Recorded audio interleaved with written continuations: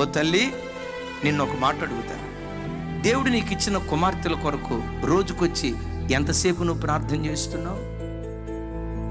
ఓ తండ్రి, నా పిల్లల్ని స్థితిమంతులుగా చేయాలి, ఉన్నత స్థితిమంతులుగా నా పిల్లలు మారాలని రెక్కల ముక్కలు చేసుకొని రోజుకొచ్చి 12 గంటలు కష్టపడుతున్నావే. Praise God, కష్టపడు. ఒక తండ్రిగా అది నీ బాధ్యత. రోజుకొచ్చి 12 గంటలు కష్టపడి నీ జీవితంలో, నేను అడుగుతా, రోజుకొచ్చి 12 గంటలు కష్టపడి నీ జీవితంలో ఆ పిల్లల కోసం రోజుకొచ్చి కనీసం 1 గంట అయినా దేవుని సన్నిధిలో ప్రార్థన చేయగలుగుతున్నావా? కనీసం 1 అర్ధగంట అయినా దేవుడు నీకు ఇచ్చిన పిల్లల కొరకు విజ్ఞాపన చేయగలుగుతున్నావా?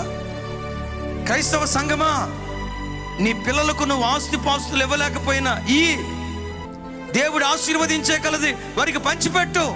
కానీ నేను అంటాను, ఆస్తిపాస్తులు నీ పిల్లలకు ఇవ్వలేకపోయినా నీ ప్రార్థనా జీవితాన్ని నీ పిల్లలకు నువ్వు ఆస్తిగా ఇచ్చుదువుగాక. నీ ప్రార్థనా జీవితాన్ని నీ పిల్లలకు ఆస్తిగా ఇచ్చుదువుగాక. నీవు చేసిన ప్రార్థనే రేపు నీ పిల్లల భవిష్యత్తుకు కంచెగా మారేటట్లుగా దేవుడు కృప చూపిస్తాడు.